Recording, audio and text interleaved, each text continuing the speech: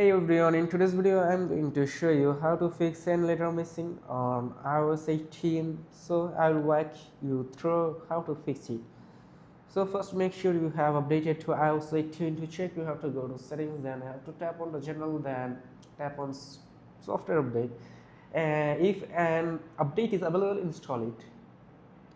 Now to schedule a message, you have to open messages and select contact and then type your message, anything. Then you have to tap on this plus icon at this left corner, just tap onto it and you can see this option send letter.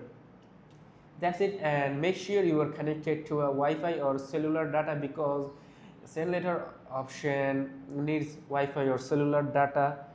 If possible, turn both of them on because it is much better.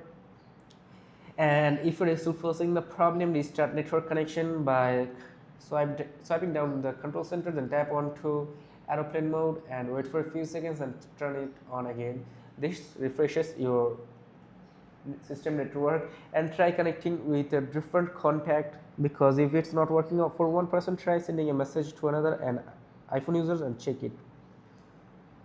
So that's it. If this video is helpful, make sure to like and subscribe for more iPhone tips and tricks. See you in the next video.